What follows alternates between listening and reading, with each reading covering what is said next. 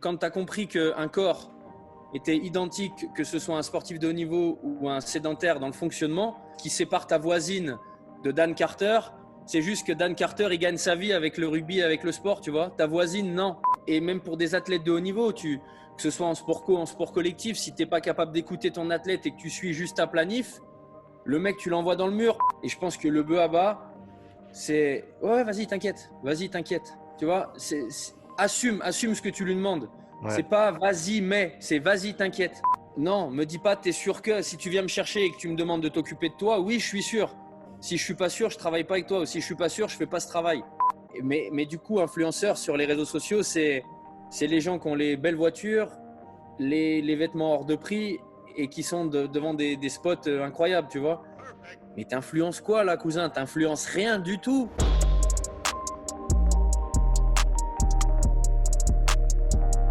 Ok Vincent, on est live. Bienvenue sur le podcast. Salut Sean, merci pour l'invitation. L'invitation que j'ai moult fois décalée. Je m'en excuse encore une fois du coup devant toi et enfin en live et voilà, c'était pas par négligence. Il y a toujours un truc qui se greffe, tu vois. C'est ça. Et voilà, et on devait le faire hier du coup pour être transparent avec les gens et vu que je bosse un peu avec le club pro de foot de Dijon, Ouais. l'entraîneur il m'a demandé quelque chose, donc bon voilà, j'étais obligé de décaler encore une nouvelle fois, mais voilà, on y est. Non, moi je pars du principe que une fois que quelqu'un a dit oui, c'est juste une histoire de patience pour les recevoir. Si ça prend une semaine, c'est cool. Si ça prend 5 mois, ce qui a été le cas avec certaines personnes, ça prend plus de temps. Et il n'y a aucun problème. De toute façon, c'est un jeu de longue haleine. Donc, faut penser comme ça. Et chacun a ses emplois du temps respectifs et il faut respecter ça aussi, quoi. Ouais, c'est sûr. Après, bah, comme je te disais juste avant, on a le temps pour ce qu'on a envie en vrai, tu vois, C'est comme vrai. avant qu'il déclenche le micro. Et comme je t'ai mis dans le petit mail, tu m'as dit présente-toi, je savais pas quoi dire, mais je crois que je t'ai dit un truc genre j'aime les gens qui tiennent leur parole ou leur engagement, tu vois, je crois que j'ai dit un truc comme ça. Ouais. Et voilà, et effectivement, c'est le bœuf à bas, tu vois, des relations humaines, je pense. Donc, Ouais, je voilà. suis d'accord. Bah écoute, merci à toi. Tu es là aujourd'hui et on va faire ce podcast. Donc peut-être pour ceux qui ne te connaissent pas encore, pour les 3 invités qui ne te connaissent pas, est-ce que tu peux te présenter s'il te plaît? Écoute, donc je m'appelle Vincent, j'ai 33 ans cette année, enfin 34 à la fin de l'année. Je suis coach sportif, préparateur physique, on appelle ça comme on veut. J'aime de moins en moins mettre une étiquette, tu vois, Mhm. parce que j'aime de moins en moins les étiquettes en réalité, tu vois. Voilà, écoute, passionné de sport, c'est ce qui me fait gagner ma vie via la remise en forme de mes clients, Mhm. sportifs de haut niveau ou pas d'ailleurs, tu vois.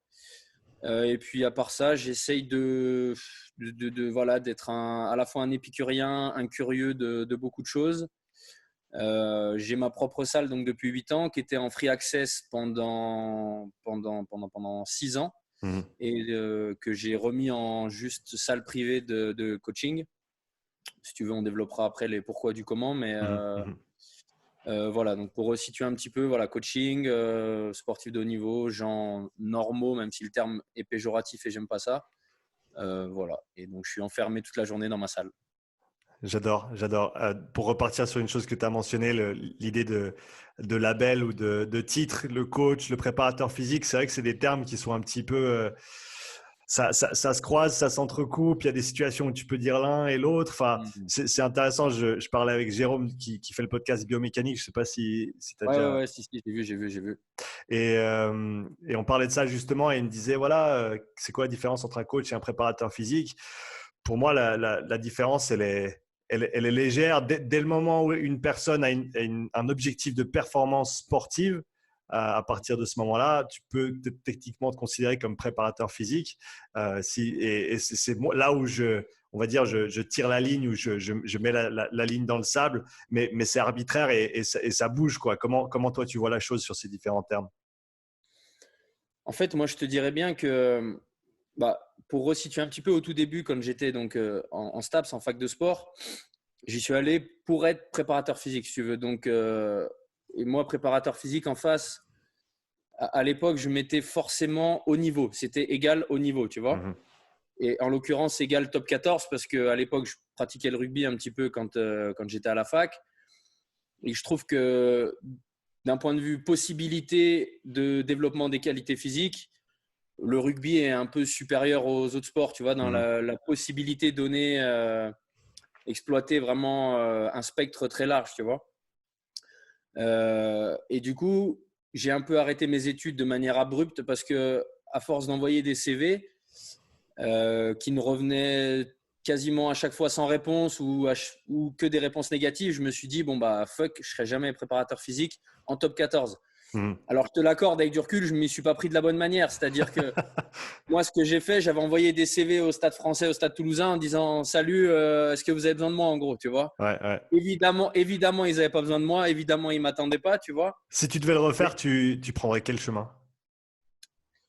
Je prendrais peut-être un chemin bah, déjà d'accepter de ne pas contacter que l'élite dans un sport. Donc de contacter des divisions inférieures, de contacter d'autres sports aussi tout simplement, tu vois, puisqu'il y a d'autres sports qui sont épanouissants, tu vois. La preuve, c'est que j'aimais pas le foot jusqu'à il y a quelques années et que maintenant je travaille quasiment dans le haut niveau qu'avec des footballeurs, tu vois. Et qu'au final, je m'éclate parce que les a priori que j'avais sur les footballeurs, je les ai plus en les côtoyant, etc., tu vois. Après, je pense que le raisonnement encore de comment trouver un job aujourd'hui dans ce boulot, il est encore différent d'il y a peut-être 15 ans quand je l'ai fait, parce qu'il n'y avait pas les réseaux sociaux, parce que à la fois il y avait moins de monde et il y avait moins de monde qui se prétendait quelque chose. Tu vois, c'était une autre époque un peu. Je n'ai pas envie de faire l'ancien, tu vois, mais Tu c'était un peux, peu vas-y. différent, tu vois. Et du coup, pour recentrer sur ta question, quand j'ai arrêté, j'ai eu un ami qui m'a dit écoute, c'est pas grave, fais du coaching. Ça devient un peu à la mode. Je vois en salle que les gens viennent vers toi, ils voient que tu t'entraînes différemment, peut-être un peu mieux que la moyenne. Tout le monde te demande des conseils, donc monnaie ses conseils finalement, tu vois. Et moi, j'ai un peu pris le truc de haut. Je lui dis écoute, non, mais c'est un truc de merde. Ça m'intéresse pas de bosser avec des vieux, avec des vieilles. Tu vois, même les termes étaient péjoratifs, tu vois. C'était non, moi je veux que du haut niveau, je veux que des mecs qui envoient des 3 RM à 200 kilos en squat, m'emmerde pas, tu vois. Le fait est que je me suis vraiment trompé et c'est surtout qu'en fait maintenant, au bout de peut-être 11 ans que je fais ce job, je te dirais que quand tu as compris qu'un corps était identique, que ce soit un sportif de haut niveau ou un sédentaire dans le fonctionnement, et que ce qui séparait ce qui sépare ta voisine de Dan Carter, c'est juste que Dan Carter, il gagne sa vie avec le rugby, avec le sport, tu vois. Ta voisine, non. Mais les postures que tu vas lui inculquer, l'éthique d'entraînement que tu vas lui inculquer, c'est la même en réalité, tu vois. Et moi, j'aime à penser qu'un coach consciencieux, un coach, on va dire un personal trainer, il devrait entraîner n'importe lequel de ses clients avec une vision un peu de préparateur physique, donc avec une vision holistique, avec une vision de développement de toutes les qualités physiques et pas juste de se focaliser sur le premier objectif qu'une personne lambda va te mentionner, à savoir perdre du ventre, muscler les fesses, avoir des gros pecs. C'est d'essayer de lui ouvrir un peu les yeux et lui dire écoute, non, mais tu as un poids de corps qui est X ou Y aujourd'hui. Qu'est-ce que tu es capable de faire avec ce poids de corps? Voilà ce que moi je te propose d'envisager à moyen terme, à long terme. Et du coup, quand tu commences à raisonner comme ça, tu es préparateur physique. Tu n'es pas juste personal trainer, tu vois. Et coach, pour moi, c'est du coup les deux ne s'entrechoquent pas, les deux sont complémentaires parce que coach, je dirais que préparateur physique, c'est plus l'approche qui est frontale et directement liée au corps, tu vois, au fonctionnement du corps, au fonctionnement énergétique, biomécanique, etc. Et coaching, c'est plus la dimension psychologique, psychique, c'est plus la capacité de leadership. Relation avec le client, ouais. Voilà, la relation avec le client, de cerner la personne, de cerner son mindset en général, son mindset sur la séance, qui est encore ultra important pour moi. Tu vois, c'est l'humain. Pour moi, un coach, tu te bases plus sur l'humain et le préparateur physique, tu te bases plus sur le physique. Et donc, dans une même séance, tu dois être à la fois coach dans le sens leader, catalyseur d'énergie et tu dois être préparateur physique dans le côté consciencieux de la construction de ta séance, des corrections de posture, etc. etc. Voilà. Comment est-ce que ton approche de nouveaux clients, nouveaux athlètes avec qui tu travailles, comment est-ce que ton approche a évolué au cours du temps en termes de, comme tu l'as bien dit, cerner la personne, comprendre comment elle fonctionne? Ça, c'est une part extrêmement importante, à mon avis, dont on ne parle pas assez en tant que coach, en tant que préparateur physique, les deux. C'est qu'on a des personnes, on a des individus en face de nous, ils sont tous différents, ils ont tous des motivations, des valeurs différentes et il faut pouvoir on va dire, trouver des liens pour pouvoir tisser ces relations et pour pouvoir faire en sorte qu'ils voient ce que l'entraînement peut leur apporter et faire en sorte qu'on puisse, on va dire, se morfondre et modifier notre approche par rapport à ces caractéristiques individuelles et personnelles. Écoute, je te dirais que déjà, comme dans tous les métiers, on a qu'une seule chance de faire une première bonne impression déjà, tu vois. Bon, ça, c'est pas tant une réalité que tu as en tant que préparateur physique, mais en tant que personal trainer, tu l'as, puisque j'ai eu souvent la discussion avec des stagiaires sur ouais, mais quand je vais aller chez quelqu'un, comment je fais en fait? Tu vois, il va m'ouvrir la porte, il me voit, je le vois, comment j'introduis, comment je lui montre que je vaux quelque chose. Est-ce que je fais le chien savant à utiliser que des termes ultra scientifiques et au final à lui péter le crâne avec des trucs qu'il ne comprend pas? Est-ce que je suis juste quelqu'un de friendly, de sympa, tu vois? Et du coup, moi, je sais que souvent les coachs débutants, ils sont obnubilés par c'est quoi ton protocole de test quand tu as quelqu'un pour la première fois, tu vois? Est-ce que tu as une batterie de test, tu sors ton ordi, un tableur? Moi, je sors rien, tu vois? Je sors rien si ce n'est mes oreilles. Un sourire. Un sourire et mes oreilles, tu vois? C'est-à-dire que moi, je commence toujours, quand les gens arrivent dans ma salle pour la première fois, je les mets sur le tapis. Je mets le tapis pendant 15 minutes et je fais marcher la personne. On ne court jamais. Et on discute. Voilà. Et on discute et je discute de qu'est-ce qui t'a amené ici, pourquoi moi, à quoi je vais te servir, qu'est-ce que tu attends de moi, où est-ce que tu as envie d'aller. Et après, on rentre un petit peu je rentre un peu dans le lifestyle de à quoi ressemblent tes journées.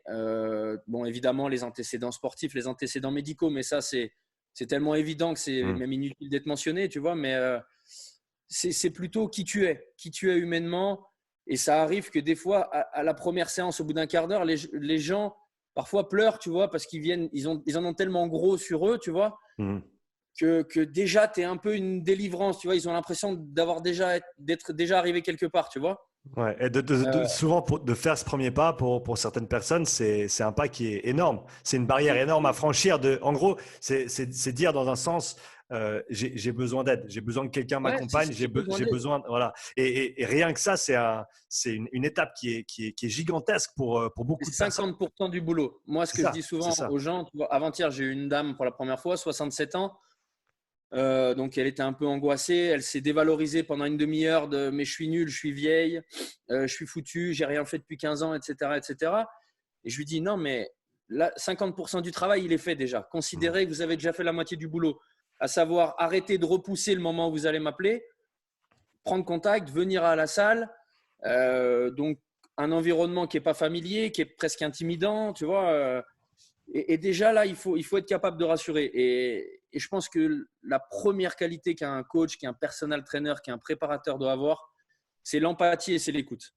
Tu vois. C'est-à-dire si tu n'as pas en toi cette qualité humaine qui est intrinsèque et qui ne se travaille pas, je pense, en vrai, c'est mort. Tu vois. Tu seras qu'un préparateur qui sera trop business, qui n'a pas d'écoute. Et même pour des athlètes de haut niveau, que ce soit en sport co, en sport collectif, si tu n'es pas capable d'écouter ton athlète et que tu suis juste ta planif, le mec, tu l'envoies dans le mur parce que soit tu vas le frustrer parce que tu vas t'évertuer à vouloir qu'il fasse un truc qu'il ne sera pas capable de faire, soit tu n'es pas capable de te dire bah, putain, le mec aujourd'hui, il a du gaz de fou, il y a un match après-demain, bah, donne-lui confiance et rajoute un petit truc. Lis pas juste ton tableur où il y a marqué 87%.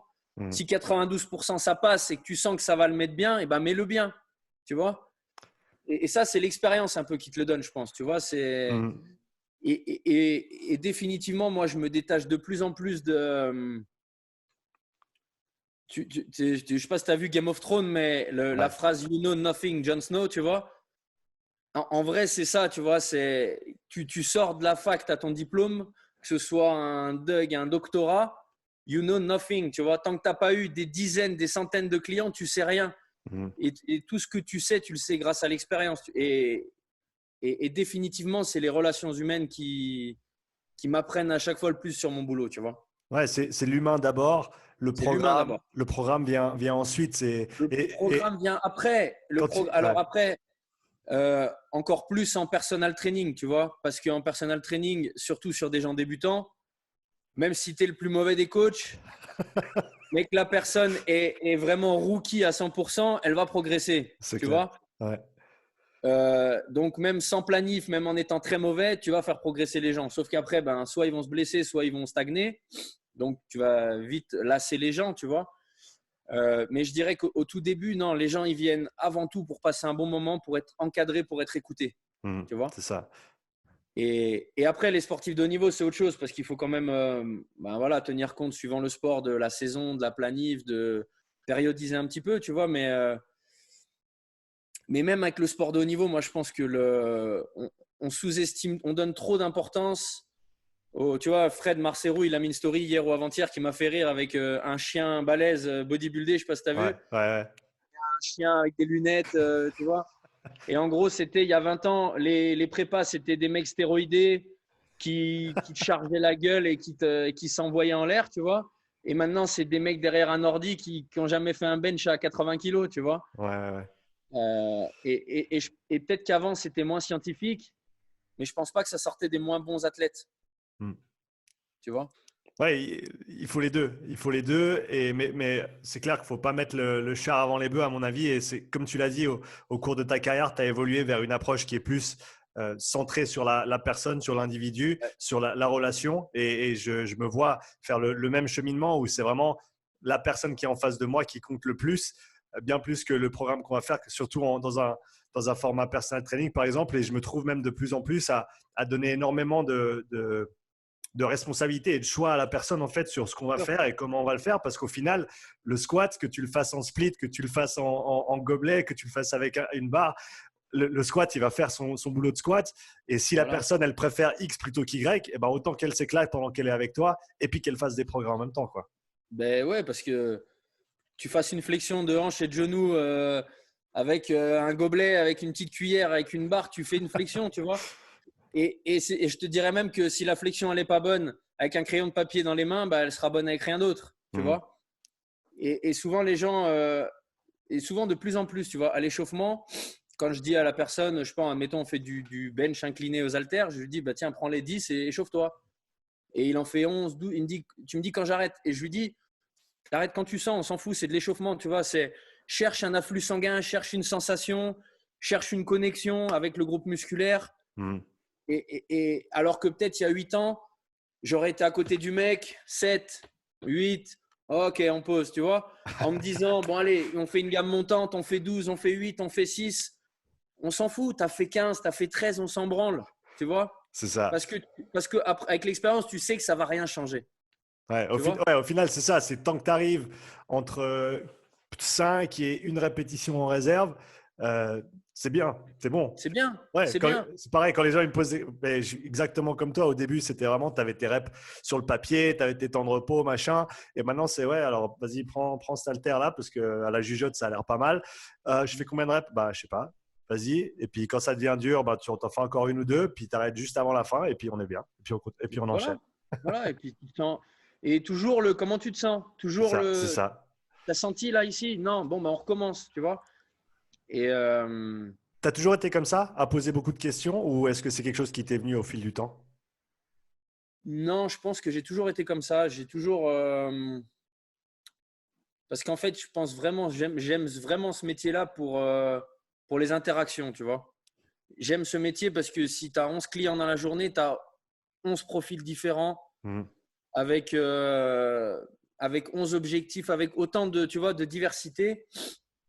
Et qu'il n'y a que ça qui. Enfin, c'est ça qui me fait kiffer, tu vois. C'est ce levier d'aide sur les gens, tu vois. Et c'est de sentir que. Alors, j'ai pas du tout la prétention d'être un psychologue, un psychiatre ou quoi que ce soit, tu vois, mais j'ai plusieurs clients qui font aussi des thérapies psy etc., en parallèle, tu vois, pour d'autres problèmes. Et souvent, je leur demande un peu comment les thérapeutes mènent la danse, tu vois, et en gros, ils la mènent en pas grand-chose, ils écoutent, tu vois. Mhm. Et moi, j'aime bien ce.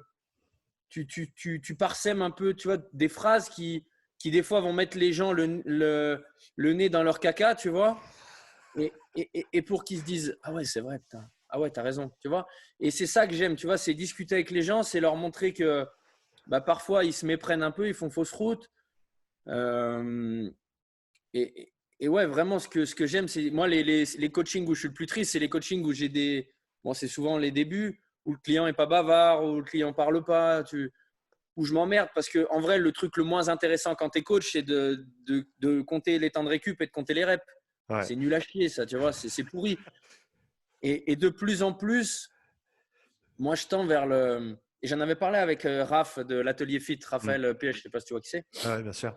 Et je lui avais dit, moi, maintenant, je pense que la quintessence quand tu es coach, c'est de sentir le where magic happens. Tu vois, quand tu sens que la personne fait le mouvement et que les planètes sont alignées, c'est-à-dire qu'elle sent le truc, que le geste est effectué à la perfection et qu'elle te dit, tu vois, par exemple, sur des tirages ETRX, tu vois, des trucs tout simples où tu mets 1000 ans à faire comprendre à la personne qu'il faut qu'elle baisse ses épaules, qu'il faut que son épaule, elle décroche, que machin, que je rétracte. Et il y a un moment, il y a toujours un moment où tu sens que la personne, elle comprend le mouvement, tu vois. Et moi, c'est ça que j'aime, c'est de me dire, ou tu vois, sur un rowing buste penché, par exemple, je trouve que ça, c'est un des mouvements qui est les plus durs à enseigner parce que tu as une isométrie, puis à la fois, tu as une phase dynamique sur le haut du corps. Ouais, ouais. Et que souvent, quand tu fais ton tirage, ben, ça défixe un petit peu au niveau du bassin, etc. Et le jour où tu vois que la personne fait son rowing sans casser le poignet sur la fin du mouvement, qu'il y a un alignement segmentaire, je me dis, j'ai réussi mon travail, tu vois. Ouais, ouais, c'est ça, quand la personne commence à être connectée à l'exercice, à ce qu'elle est en train de faire, et c'est plus ah non, je dois encore faire 3 reps, c'est non, non, je suis dedans et je suis concentré Voilà, voilà et je c'est sens ça. vraiment ce qui se passe et ils sont vraiment présents, quoi. C'est ça, c'est la Ouais, présence. ouais, c'est que la synchronisation entre le muscle et le cerveau, elle est optimale, tu vois. Et que le mec ressent, en fait, c'est quand tu as l'impression que le mec ressent ce que tu veux qu'il ressente. Mhm. Voilà. Et je pense que c'est ça la quintessence en personal training, tu vois. C'est pas de faire le truc bêtement, comme par exemple, malheureusement, on voit dans les grosses salles, tu vois, où tu as les mecs qui sont sur les machines, qui bougent la tête, qui regardent à droite, à gauche en même temps qu'ils font. Il n'y a aucune connexion avec le groupe musculaire. Mhm. Et je pense que à tous ces gens-là, ce qui leur manque, c'est qu'on leur. Donc, moi, j'utilise beaucoup le toucher, tu vois, je touche beaucoup les gens pour vraiment lui. Je veux que tu sentes là, je veux que tu sentes là, je veux que tu baisses là.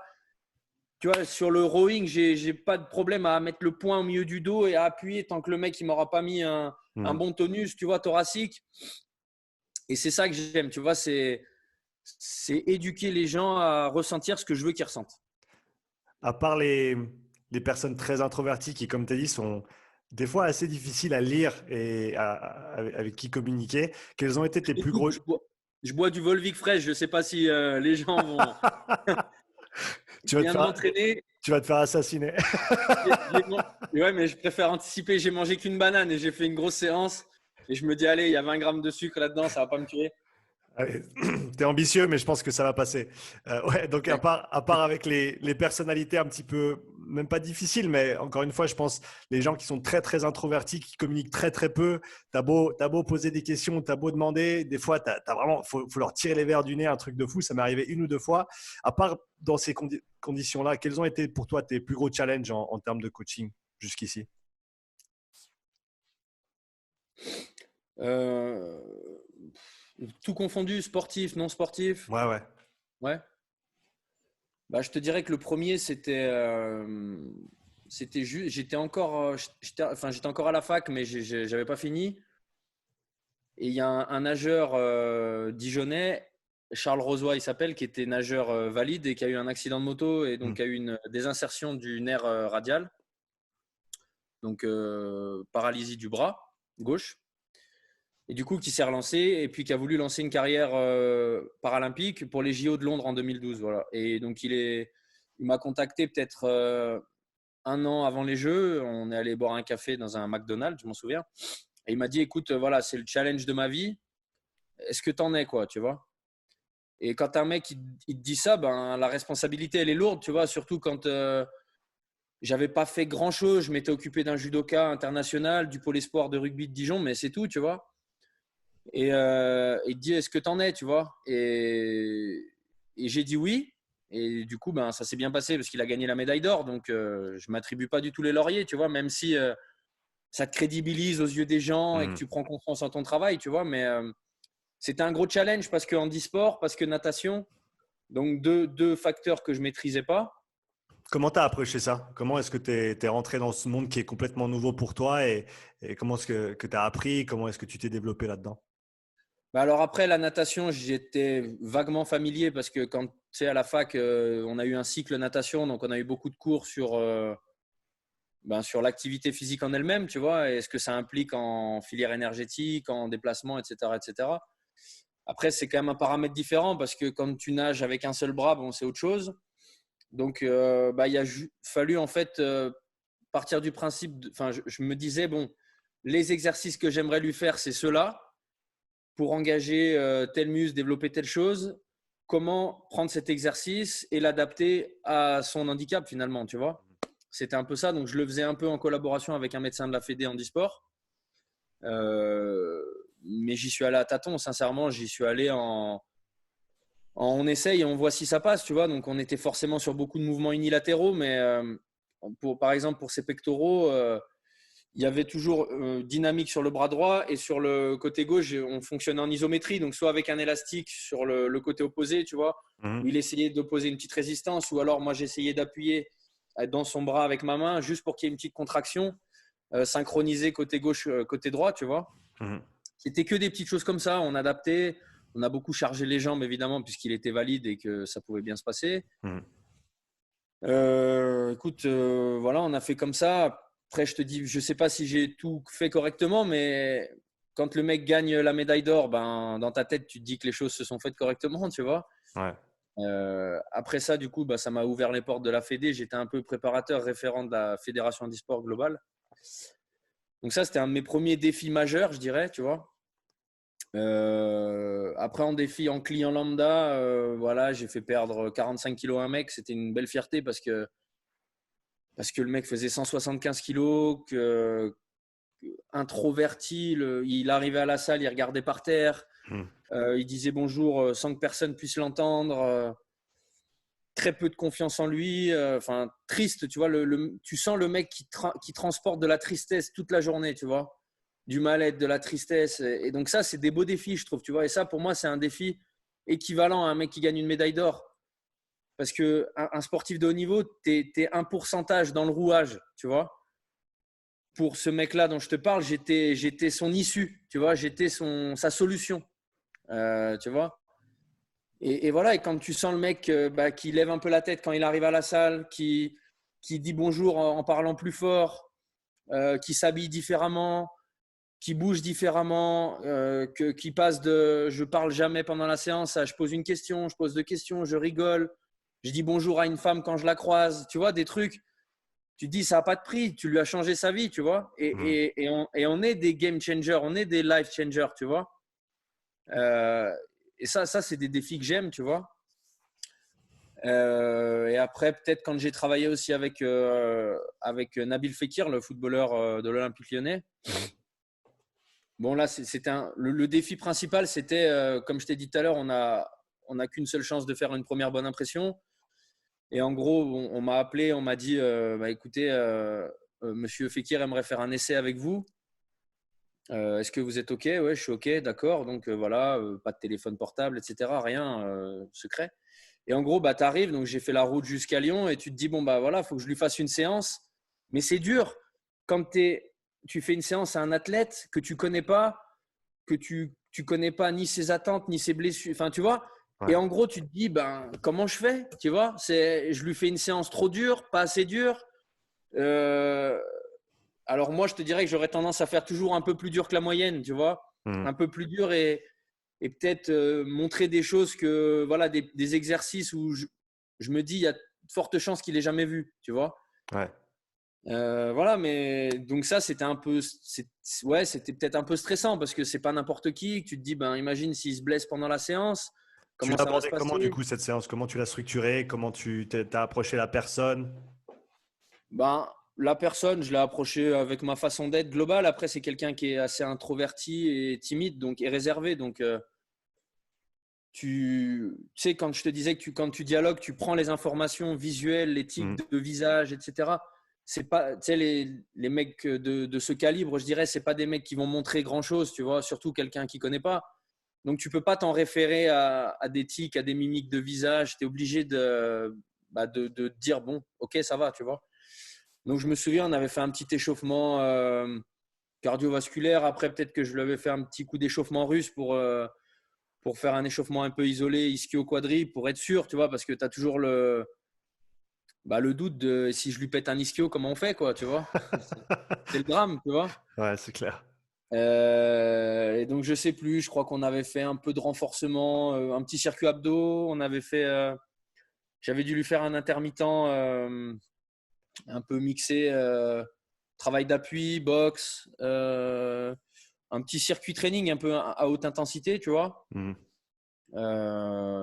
Et puis un peu de travail d'appui. On avait dû faire des gammes athlétiques aussi, je pense, pour commencer. Oui, je lui avais fait faire des gammes athlétiques. Et voilà, donc je m'étais dit, bon, un truc où lui va se dire, c'est pas hors sujet avec un footballeur. Ouais. D'où les gammes athlétiques, d'où l'échauffement un peu localisé sur le membre inf et tout. Et puis après, je m'étais dit, je vais ouvrir sur des trucs soit inspirés du fight, donc qui sont plus ma cam, tu vois, tout en étant toujours ultra chiant sur les postures pour que peut-être lui, il se dise putain, mais pourquoi il me corrige comme ça? On m'a jamais corrigé, tu vois, par exemple. Ouais, juste aller un cran plus loin pour qu'il voit Voilà. que tu es là, quoi. Tu es Tu es t'es là, là que pour tu faire le job. connais. Voilà, et tout en étant comme je suis, c'est-à-dire, je pense, assez présent vocalement, assez présent dans le cheering et tu vois, la motivation, tu vois, parce que c'est un peu ma façon d'être. Et voilà, donc, écoute, ça s'était bien passé. Voilà, mais voilà, c'était aussi un gros défi, quoi. Tu vois, c'est un gros défi. C'est surtout de te dire, c'est la première fois où j'ai pris conscience de ce qu'il y a derrière un mec de ce calibre. Tu vois, l'enjeu du club, l'enjeu s'il se blesse, l'enjeu financier. Ouais. Et puis encore une fois, que si je fais un truc qui lui déplaît, comme n'importe quel client, tu vois, mais bon, là tu te dis quand même, c'est pas n'importe qui. Tu te dis, si je fais un truc de traviole, il me rappellera sûrement jamais, tu vois. Donc, ouais, c'était pas facile, quoi. C'était challengeant, quoi. Voilà. Je veux revenir sur ton parcours avec ton nageur. Est-ce Ouais, qu'il y a eu des périodes ou des moments difficiles que tu as dû gérer pendant cette ouais. année et demie d'entraînement? Est-ce que tu peux en parler un petit peu? Il y en a plein. Alors après, dans les détails, je ne saurais pas te redonner les anecdotes, mais il y a eu beaucoup de… en fait, vu que tu étais beaucoup sur un travail quand même unilatéral, tu as vite fait d'inflammer, tu vois, de créer des inflammations tendinites, etc. Parce que, et vu que les sollicitations, elles sont pas symétriques, tu peux aussi vite lui faire un peu mal au dos si tu fais beaucoup de trucs. Tu vois, on faisait beaucoup de snatch, kettle, snatch halter. Et il avait toujours une petite faiblesse un peu au niveau du dos, donc il fallait toujours jongler avec ça. Et l'entraînement en natation, c'est une grosse charge de travail, je pense que tu le sais. Euh, et donc, c'était constamment du dialogue avec l'entraîneur de vas-y mollo parce que ce matin, il était à la rue. C'était ça surtout, tu vois, c'était vraiment de gérer parce que souvent, la natation, la prépa physique, elle est faite au sein du club. Elle est rarement externalisée, tu vois. Et elle est souvent faite par l'entraîneur. Bon, peut-être que maintenant, dans les gros teams, il y a des préparateurs, mais j'ai quand même l'impression que c'est souvent une prépa qui est faite dans l'activité limite, tu vois, sachant que la natation, on peut considérer que c'est un moyen de se préparer physiquement, tu vois, même titre que l'athlétisme, par exemple. Ouais. Bon, même si suivant la discipline, sur les sprints, les mecs font beaucoup de muscu quand même, mais c'est souvent géré par les entraîneurs. Et du coup, il a déjà fallu faire mes preuves aux yeux de l'entraîneur, qui était OK, mais comme tout coach, quand tu te ramènes ta gueule, c'est j'attends de voir, quoi. Ouais. Tu vois. Ouais. Encore une fois, faire ses preuves, mais bon, de toute façon, c'est aussi ça qui est intéressant dans notre métier, c'est de prendre des responsabilités et de les assumer, tu vois. Et moi, comme j'ai toujours dit à des athlètes, je leur ai dit demain, il y a Federer qui me contacte, et je vais assumer d'entraîner Federer, parce que j'ai confiance en moi, tu vois. Et de toute façon, si tu n'as pas confiance en toi, le client ou le sportif, il va le ressentir. Et moi, j'ai souvent eu la discussion avec des athlètes qui m'ont dit que les moments où ils ne se livraient pas, où ils ne poussaient pas le curseur, c'est parce qu'ils avaient l'impression que le prépa n'était pas sûr de ce qu'il leur demandait, tu vois. Ouais. Et je pense que le bœuf à bas, c'est ouais, vas-y, t'inquiète. Tu vois, assume ce que tu lui demandes. Ouais. C'est pas vas-y, mais c'est vas-y, t'inquiète. Tu vois? Moi, j'essaie de toujours dire, que ce soit les clients, les athlètes avec qui je travaille, si je te donne une charge ou une barre, c'est que je sais que tu peux la passer. Voilà. J'ai pas un seul doute. Maintenant, c'est Voilà. juste ta perception des choses, elle va être différente de la mienne parce que moi, je peux voir la vitesse à laquelle tu as bougé ta dernière rep sur la dernière série. Donc, je sais que tu en as 3 de plus. Bien sûr. Et je sais que si on va pousser 5 kilos, bah, tu vas pas avoir de problème à en faire 2 de moins. Et ces petites choses-là, et c'est toujours essayer de réconcilier ta vision en tant que coach et ta perspective et ton œil et tes connaissances avec la perspective de l'athlète ou du client. Et comme tu as dit, rassurer et dire non, non, si moi je te donne un truc à faire, je sais que tu peux le faire. Après, peut-être toi tu doutes, mais moi je doute jamais. Parce que, Ouais, parce ouais. que ce serait pas faire mon job si je te donnais des trucs dans lesquels tu doutes. Après, il y a des contextes spécifiques, bien sûr, où on peut pousser les limites, mais je veux dire, de manière très générale, je sais que tu vas passer cette barre, je sais que tu Mm. vas passer cette rep, et maintenant, il faut juste que tu y ailles et que tu la fasses, quoi. Bah ouais, parce que de toute façon, quand on parle de ça, si on contextualise, on parle forcément des 2-3 RM, enfin on parle de choses comme ça, parce que bon, sur un 4x10 au développé alter, il y a même pas cette discussion, tu vois. Ouais. Cette discussion, comme tu dis, c'est voilà, la cliente, elle a fait un soulevé de terre à 67, tu lui mets 72, elle va dire oh, non, t'es sûr? Oui, je suis sûr. Pourquoi t'es sûr? Parce que tu en as fait 3 à 67, comme tu dis, et que tu en as 5. Voilà. Mais les gens, les novices, ils n'ont pas cette cogite, tu vois. 5 kilos, c'est une somme pour eux, c'est C'est beaucoup. clair. Et moi, comme je leur dis tout le temps, mon but, c'est pas de te mettre en situation d'échec. Alors après, voilà, quand ça arrive, enfin moi en tout cas, ça m'est déjà arrivé de mal estimer une charge et que la personne n'y arrive pas. Mhm.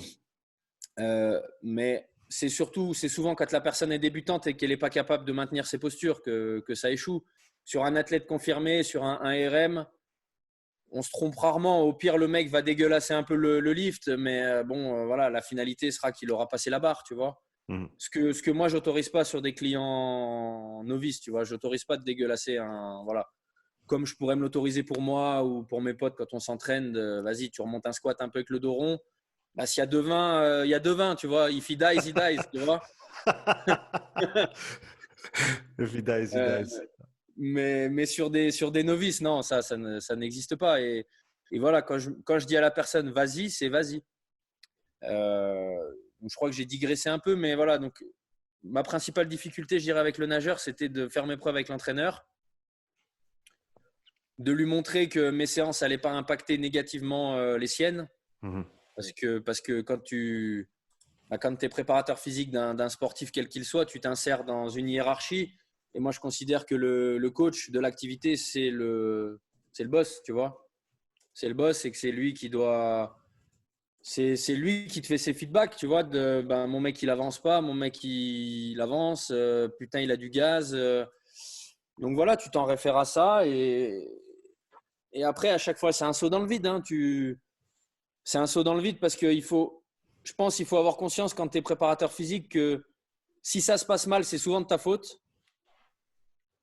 Et si ça se passe bien, bah, c'est normal. Mais moi, je suis d'accord avec ça. Tu vois, je ne considère Mhm. pas qu'un préparateur physique doit avoir ses lauriers. Tu vois, au même titre que quand quelqu'un fait bien son travail, quel que soit le travail, je ne pense pas qu'il faut constamment le complimenter. Parce que c'est un peu. Bah, c'est ce qu'on est en droit d'attendre de n'importe quelle personne qui fait un travail, c'est qu'il le fasse bien. Tu vois. Mhm. Mhm. Donc, nous, en tant que préparateur physique, faire bien son travail, c'est préserver l'intégrité physique de l'athlète et le faire progresser en temps et en heure, voilà, sur des pics de forme. Voilà, donc, si le mec gagne, ben, tu considères que tu n'as pas fait mal ton travail, mais tu ne peux pas considérer que c'est grâce à toi non plus, tu vois. Ouais, ça, c'est toujours une discussion qui est très, très intéressante dans le sens où c'est notre métier, on est passionné, notre vie tourne autour de ça, on en parle des heures et des heures par jour, des dizaines d'heures par semaine. Mais au final, après, quel va être le véritable impact qu'on va avoir sur la performance sportive d'un athlète? On ne sait pas en fait. On ne sait pas. Non, on ne sait pas. Et comme je te disais tout à l'heure, comme je te disais en personal training, quand la personne est débutante, un mauvais coach lui fait faire n'importe quoi sur le premier mois, la personne va progresser. Quand tu prends des top athlètes comme le footballeur que je t'ai mentionné, il faut avoir conscience que ton apport, il sera j'en sais rien, ça veut rien dire, mais entre 1 et 5% peut-être, tu vois. Mhm. Euh, mais bon, si c'est le 1 et 5% qui font que le mec va en équipe de France, que le mec c'est pas blessé de la saison, j'en sais rien. Et si c'est juste, pas quantifiable, mais que juste le mec se sent bien, mais c'est tout, c'est suffisant, tu vois. Ouais, j'allais dire, c'est surtout quand tu arrives vers les très très hauts niveaux, c'est extrêmement difficile de voir un transfert d'une activité plus générale vers peut-être une activité sportive qui est très spécifique et qui ne ressemble pas du tout à ce que tu vas faire à la salle.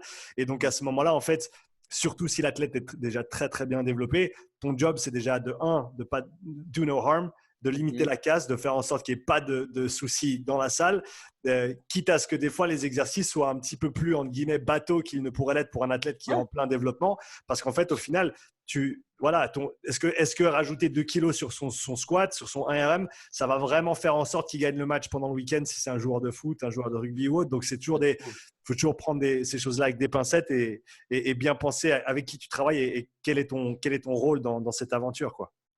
Ouais. Et aussi cerner que des mecs, mais ça c'est plus une population de sportifs, je dirais. Encore une fois, on parlait du rugby, qui sont des profils. Vas-y, on y va, vas-y, tu vois. Les footballeurs, de par leur éducation en centre de formation et ce qu'ils entendent depuis qu'ils sont gamins, ils sont frileux un peu, tu vois. Et donc, comme tu dis, le mec, tu lui fais faire une série de 5 en squat à 60. Oui, tu sais que tu peux mettre 62, mais le mec, il va commencer à te dire 62, t'es sûr, tu vois, il a un match après-demain. Si lui, s'il a du gaz et qu'il a l'impression qu'il va à 2000 à l'heure à 60, laisse-le à 60. Tu vois, c'est toujours trouver le bon moment. Voilà, c'est Voilà. de trouver le bon moment. Et des fois, il faut accepter que ta séance, elle va juste avoir un effet placebo. Mais comme tout effet placebo, s'il fonctionne, c'est bien. S'il fonctionne, c'est bien.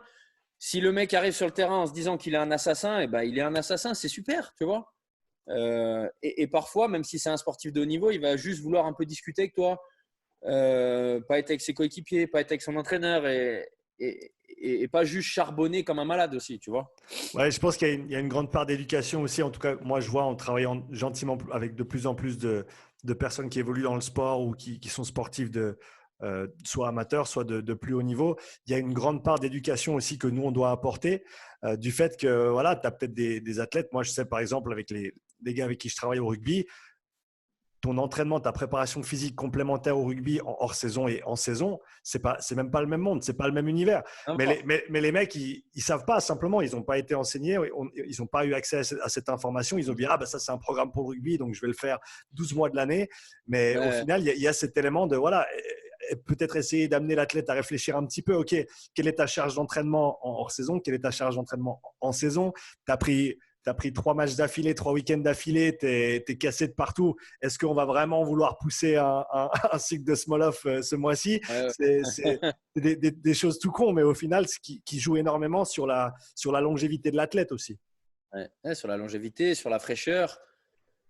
Et en saison, la priorité, quel que soit le sport, la priorité numéro 1, c'est la récupération. Quand il y a une grosse fréquence de jeux, de matchs. Donc ouais, si le mec dans un club amateur, il se dit 4x12 sur 4 exos 3 jours avant le match, gros, ça va être compliqué d'être performant sur ton match, tu vois, c'est mort. Mais voilà, ça c'est le rôle du préparateur physique, comme tu dis, d'éduquer et de faire comprendre qu'il y a un temps pour tout simplement. Il y a un temps pour le développement, il y a un temps pour le maintien, il y a un temps pour la récup aussi. Voilà, c'est des généralités ça en tant que préparateur physique. C'est clair. Comment est-ce que toi tu abordes peut-être des échanges avec des athlètes qui ont peut-être une idée très très fixe sur comment les choses devraient se passer en préparation physique, alors que peut-être de ton point de vue, c'est un petit peu à l'opposé de ce qui leur serait le plus bénéfique à ce moment-là? Tout simplement, je te dirais que ça rejoint le côté j'assume mes idées, j'assume ce que je te demande de faire. Si tu es venu me trouver, accepte ma vision des choses, tu vois, c'est-à-dire je te demande de faire un truc X ou Y, remets pas constamment en question ou questionne pas constamment le pourquoi, le comment. Le pourquoi si tu as envie de comprendre, d'accord, mais t'es sûr que, non, me dis pas t'es sûr que. Si tu viens me chercher et que tu me demandes de t'occuper de toi, oui, je suis sûr. Si je suis pas sûr, je travaille pas avec toi. Ou si je suis pas sûr, je fais pas ce travail, tu vois.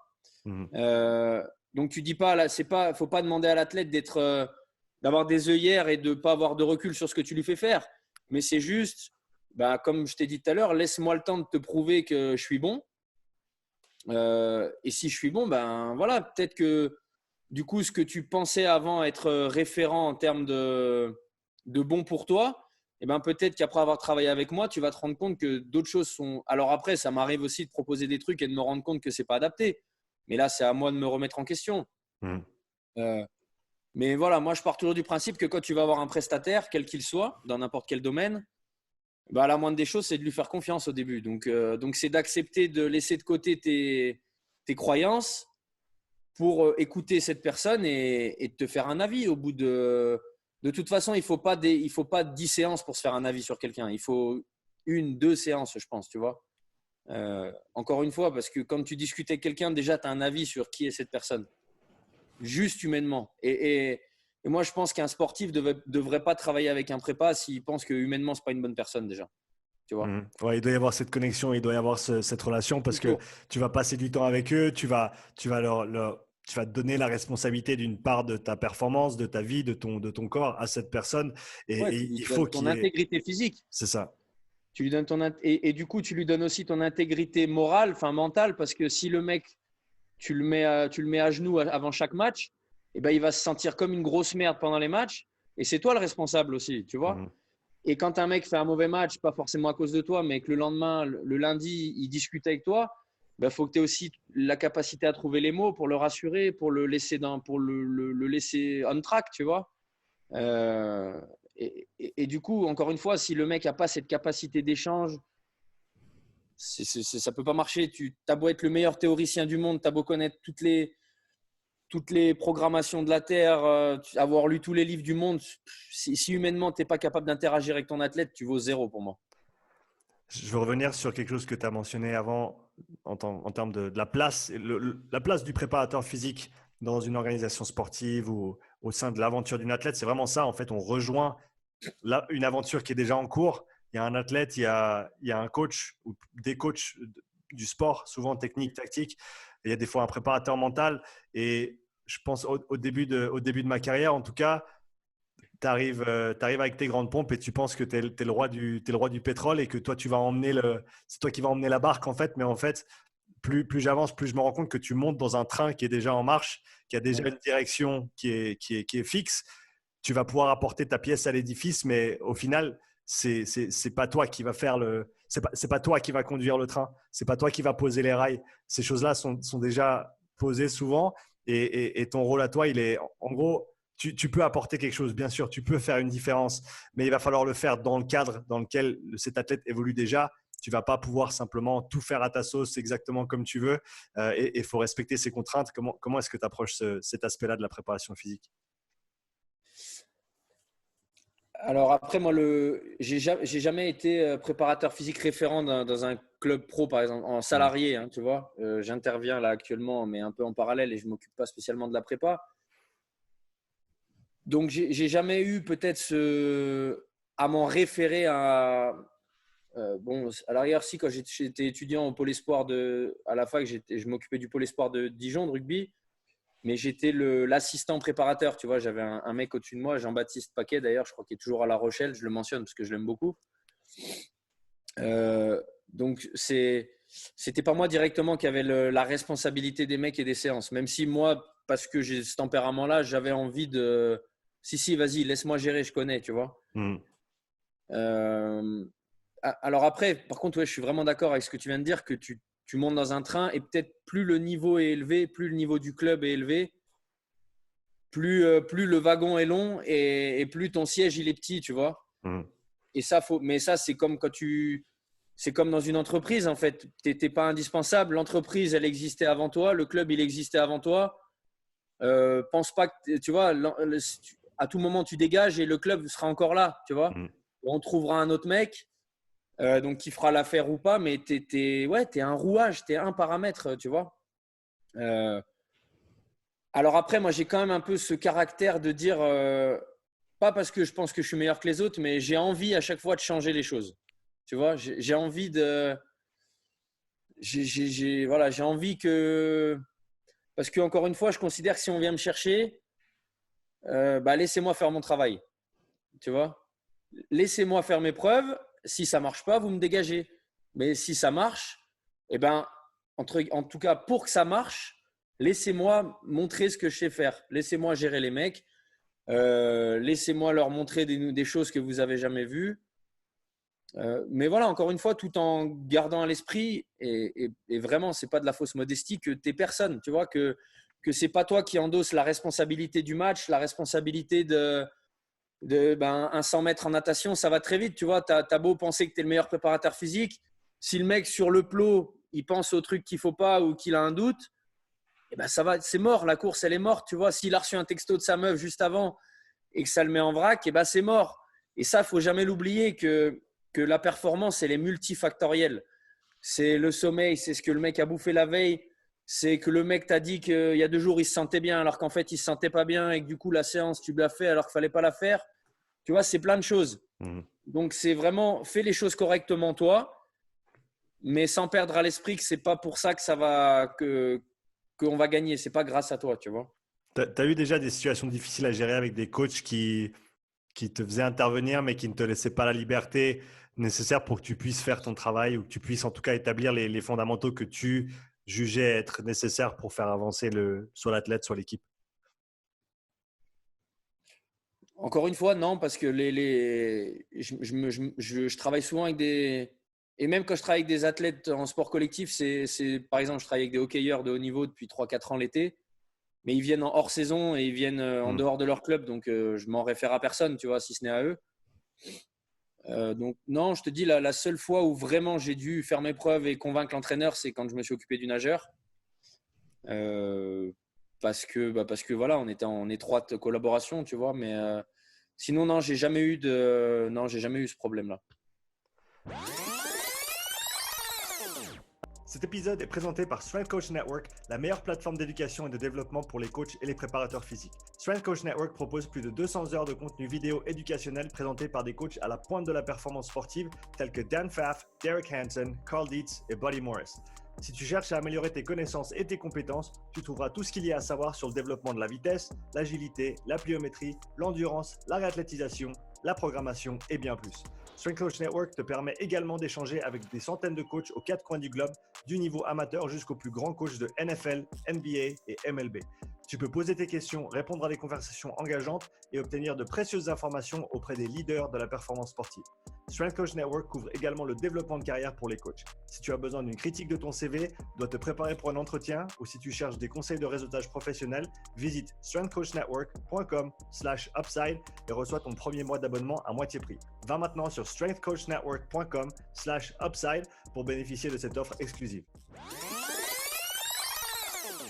Je veux passer sur un autre sujet, je sais qu'il te tient à cœur. Tu es un homme de valeur, Vincent, et donc quelles sont les valeurs qui t'animent au jour le jour? Alors, je pense que je sais pas si c'est une qualité, hein, parce que je pense que mon entourage en fait les frais, mais moi je te dirais que je me durcis de plus en plus avec les années vis-à-vis de moi-même et vis-à-vis des gens. C'est-à-dire que mes valeurs, c'est… Je déteste les gens qui ne tiennent pas leur engagement, les gens qui ne tiennent pas leur parole, les gens qui se mentent à eux-mêmes, tu vois, les gens qui prétendent des choses mais qui ne les font pas. Je pense que vraiment, ce qui devrait motiver tout un chacun, c'est le walk your talk. Voilà, tu vois. Et moi, et souvent, les gens réagissent à mes stories. Pourquoi tu te lèves aussitôt? Pourquoi tu essayes de faire autant de choses? Tout simplement parce que je prône le dépassement de soi et le level up constamment. Et que si je me challenge pas moi-même, j'ai pas le droit d'ouvrir ma gueule en vrai, tu vois. De plus en plus, je pense qu'il faut être crédible dans ce qu'on fait. Tu vois, et donc être crédible pour un coach, c'est s'entraîner, quoi qu'on en dise. Moi, les mecs qui disent un coach qui s'entraîne pas, ça peut être un bon coach. Je suis pas d'accord. Je suis de moins en moins d'accord. Parce que si tu sais pas ce que tu attends, si tu n'as pas conscience de ce que tu attends de l'athlète, en l'ayant vécu toi, c'est compliqué de le blâmer s'il répond pas à tes attentes, par exemple, tu vois. Donc vraiment, mes valeurs, moi, c'est l'honnêteté, la ponctualité et la discipline. Voilà, c'est-à-dire, je déteste les gens qui commencent un truc qui vont pas au bout, les gens qui commencent un truc qui s'arrêtent. Je déteste les gens en retard, que ce soit mes proches, mes amis. Ça m'insupporte, mais ça me fait péter un plomb. Vraiment, tu vois. C'est-à-dire que là notre rendez-vous, il était à 10h. À 48, je me suis mis devant l'ordi et j'ai ouvert la réunion, tu vois. Ouais. Parce que c'est un manque de respect de ne pas être à l'heure. C'est un manque de respect de ne pas tenir ses engagements. Ce qui fait qu'on est des hommes avec un grand H d'abord, c'est le respect des relations humaines, tu vois. Avec un grand H, donc les hommes et les femmes, tu vois. Et après, mon côté macho qui me dit que ce qui fait qu'on est un homme, c'est que quand on regarde quelqu'un dans les yeux et qu'on lui dit quelque chose, on doit le faire, tu vois. Mm. Voilà, c'est un peu old school, tu vois, comme raisonnement. Je ne sais pas si c'est encore d'actualité, mais en tout cas, voilà, tu peux pas te soustraire à tes engagements, je pense. Voilà. Et les gens que j'admire, c'est les gens qui prennent des engagements, qui vont au bout. Et c'est du coup pas nécessairement les sportifs, c'est les gens qui sont dans le médical, qui sont dans l'humanitaire, les gens qui acceptent de faire des trucs où on se dit waouh, lui vraiment, s'il n'existe pas, on est dans la merde, tu vois. Mm. Et, et, et même si je pense que nous, on a un levier sur les gens, mais on n'est pas les sauveurs du monde, tu vois. Les sauveurs du monde, c'est les pompiers, c'est les médecins, c'est les chirurgiens. Voilà, tu vois. Et c'est pour ça que le feed game, tous ces trucs-là, j'ai de plus en plus de mal un peu, tu vois, parce que de se glorifier juste parce que tu as un physique ou que tu as des perfs, en vrai, on s'en bat les couilles, tu vois. Peut-être que tu peux m'aider un petit peu sur ce point-là. C'est quoi le feed game? Moi, je suis revenu en Suisse il y a 2 ans. Je ne connaissais pas du tout la scène francophone Bon, de fitness, performance ou quoi que ce soit. Et j'entends ce mot qui tourne et j'ai de la peine à vraiment déterminer ce que c'est en fait. bah, alors moi, je considère, je suis pas du tout dedans, hein, donc, mais vu que, je sais pas si tu as vu, j'ai lancé un podcast sur YouTube et que j'ai Ouais. aussi, j'invite des gens et j'ai reçu un YouTuber là qui est un peu dans ce milieu. Bah, c'est un milieu de mecs aigris, jaloux, qui est du concours de beat en fait, de qui a les meilleurs abdos, tu vois. Et c'est la culture de poster des photos avec des shakers et des leggings Gymshark, tu vois. C'est ça le fit Ouais. game en vrai, tu vois. Mais c'est pas des sportifs, c'est pas des gens qui ont une ADN de sportif, tu vois. C'est des gens qui veulent juste être beaux sur un réseau social, tu vois. Mhm. C'est pas une ADN de sportif. Je sais pas pourquoi on parle de ça, mais Quelque chose c'était quelque chose qui t'insupportait. Ouais, je pense que bah, on en revient aux valeurs. Je pense que ce que tu dis, ça a du sens d'être juste avec tes principes, avec ce que tu dis, parce on en revient aux relations humaines. Et en fin de compte, c'est un élément qui est absolument fondamental dans notre vie à tous, de tous les jours. On peut pas, enfin, à moins d'être un ermite né, mais je veux dire, on a besoin de ces interactions, on a besoin de passer du temps avec nos proches, on a besoin de passer du temps avec nos amis. L'aspect social, il est, à mon avis, beaucoup négligé et en plus du fait qu'il est très difficile à maintenir dans des temps comme ça où on est restreint par rapport à nos mouvements et notre possibilité à voir des gens. Et au final, c'est ça, c'est ta parole, c'est la façon dont tu vas interagir avec les autres, c'est ce que tu vas dire, ce que tu vas mettre en avant. Et comme tu as dit, des valeurs et des principes, c'est joli, mais si derrière tu prends pas les actions qui sont requises de toi, c'est comme tu l'as dit, les gens qui agissent, pour moi, sont toujours plus intéressants que les gens qui disent ou qui parlent ou qui théorisent. Parce que au final, c'est l'action qui va faire la différence. Que ce soit dans une relation entre deux individus ou une action pour changer les choses, pour changer une petite partie du monde dans lequel on vit, c'est comme ça qu'on va les faire avancer.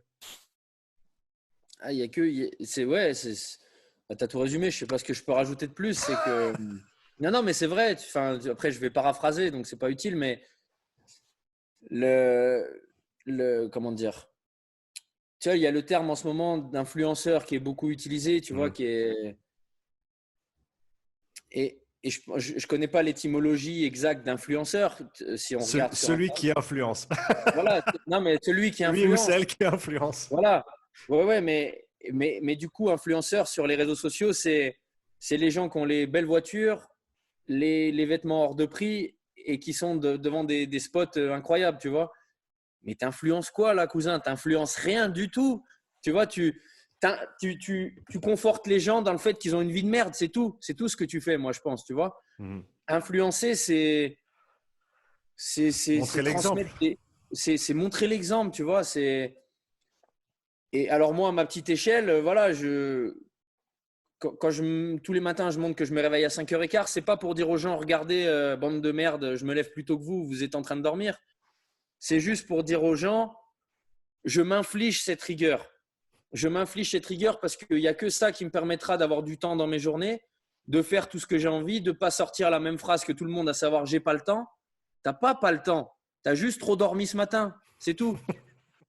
Et pour moi, c'est. Et il n'y a que quand tu deviens influent, quand tu le fais, mais sur la durée. C'est-à-dire qu'un mec qui va mettre une fois un réveil à 5h15 en mettant let's go, big day, si le lendemain, il n'y a plus la même chose, bah, t'es pas tu vois, tu t'es levé tôt, mais tout le monde se lève tôt une fois dans sa vie, tu vois. Et je sais pas si tu vois qui c'est, Joko Willing, tu vois. Bien sûr. Discipline is Voilà. freedom. Voilà. Et ben lui, c'est level up là-dessus, tu vois. C'est parce que tous les jours, il y a sa montre à 4h35 dans son gym, tu vois. Et ce qui rend le personnage influent, c'est que si tu vas sur son feed, c'est tous les jours, il y a une photo comme ça. C'est pas, il y a une photo comme ça et après, tu as des photos devant une Ferrari. On s'en bat les couilles de la Ferrari, tu vois. C'est que tu te dis, attends, ce mec-là, il a 50 balais. Pourquoi il se fait encore chier la bite à se lever à cette heure-là? Il y a une bonne raison, tu vois. Voilà, c'est ça, moi, qui m'inspire, tu vois. C'est les gens qui font des trucs que tout le monde ne fait pas et qui le font avec rigueur, avec discipline.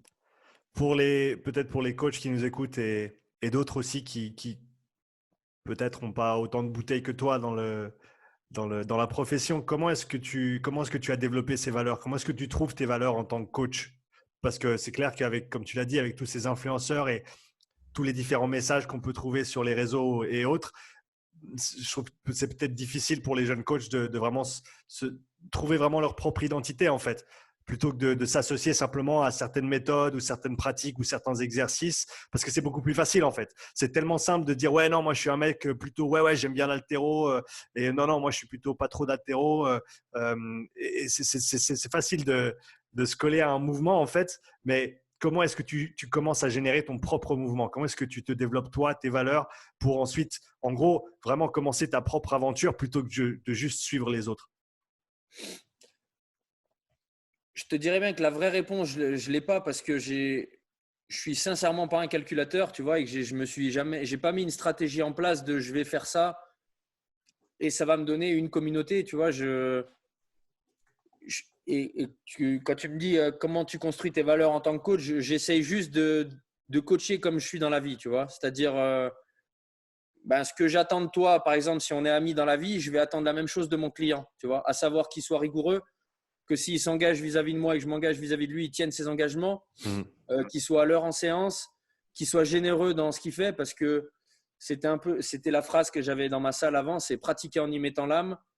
Et c'est ce que je dis à mes clients ou aux gens, c'est si toi tu viens me voir mais que tu n'es pas capable de pratiquer en y mettant ton âme quand tu le fais, eh ben, c'est que tu n'as pas choisi la bonne activité. Parce que ça veut dire que tu ne peux pas y mettre toutes tes tripes, tu ne peux pas y mettre toute ta sincérité.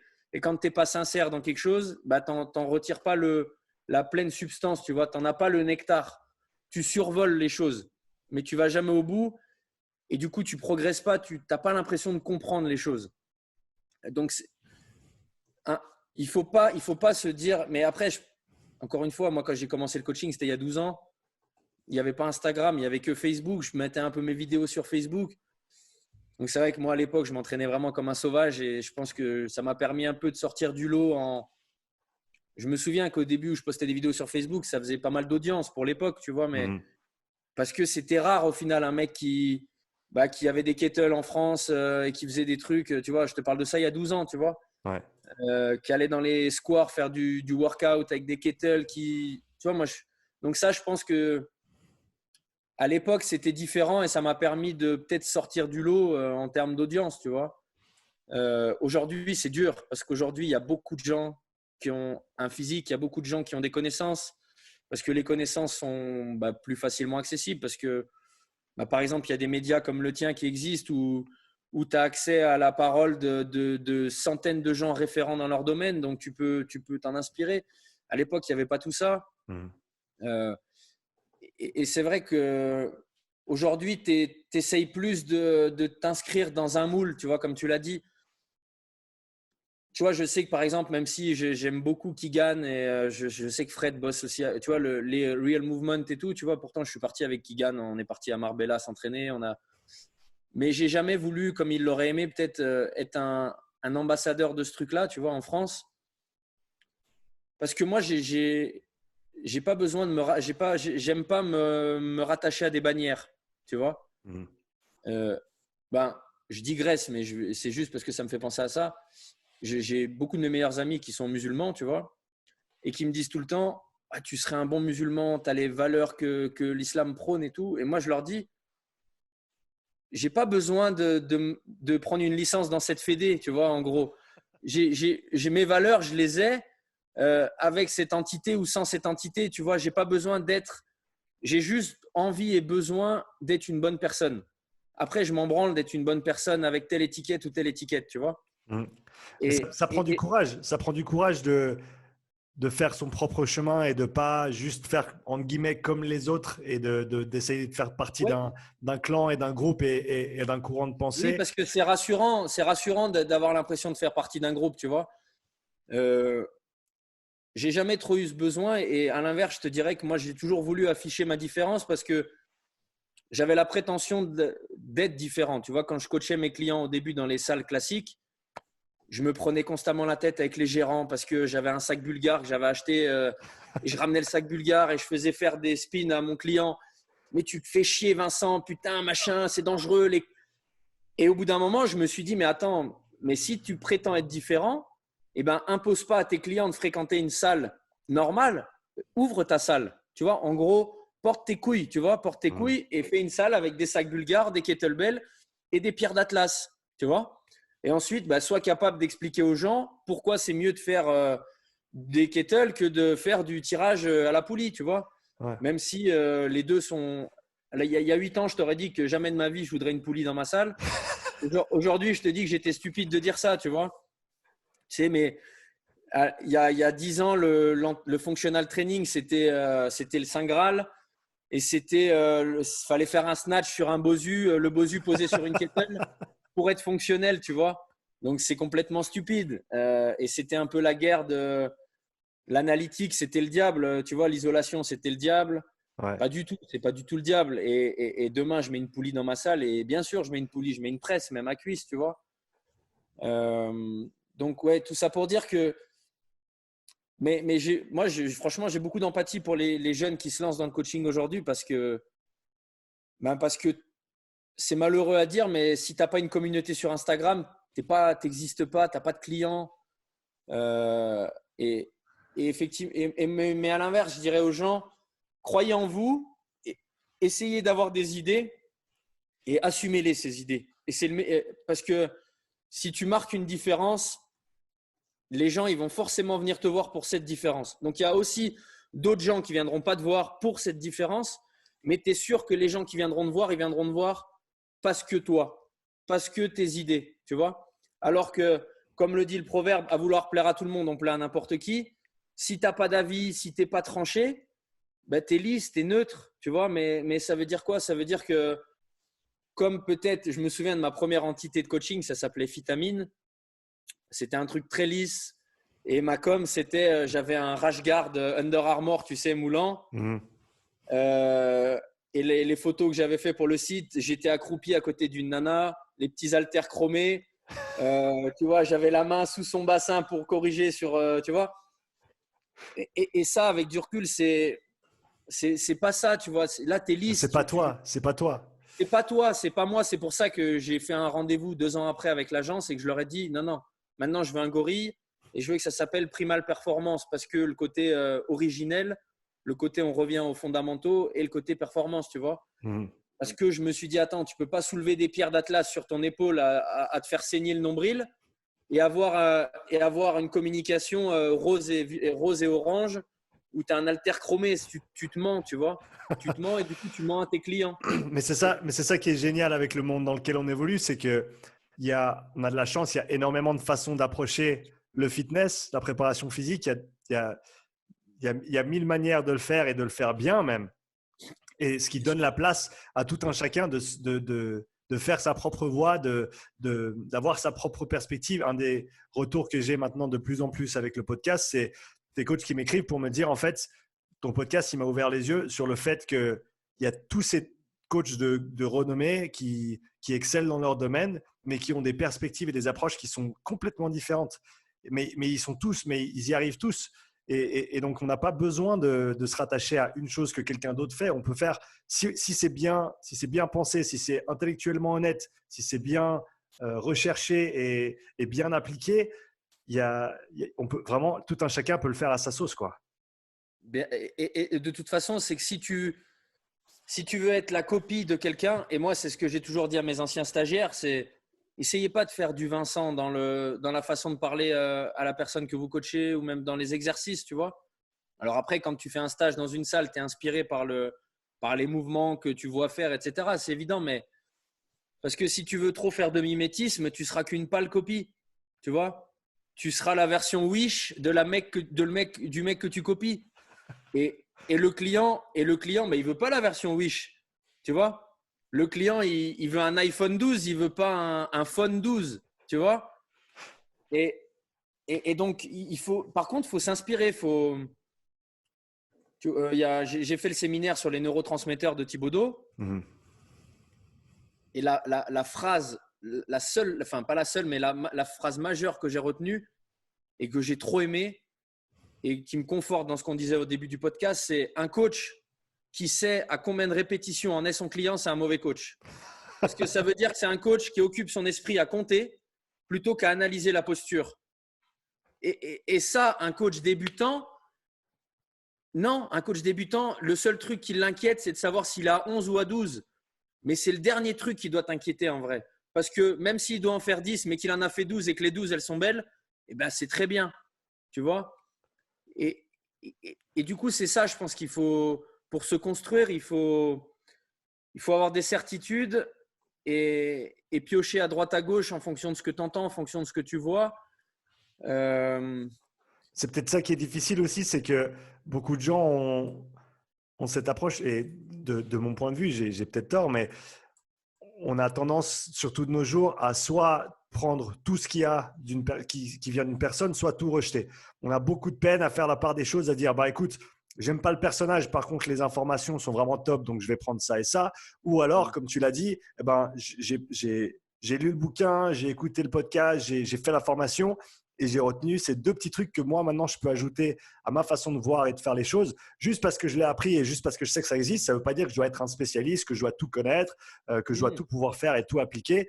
Mais il faut prendre ce qui résonne avec toi et ta façon de voir les choses et de faire les choses et gentiment voilà, construire ta propre sauce, quoi. Ta propre identité. Alors après, ce que tu peux pas reprocher à un débutant, c'est de ne pas avoir d'expérience, parce que l'expérience, c'est bien le seul truc qui s'achète pas ou qui se valide pas avec un diplôme.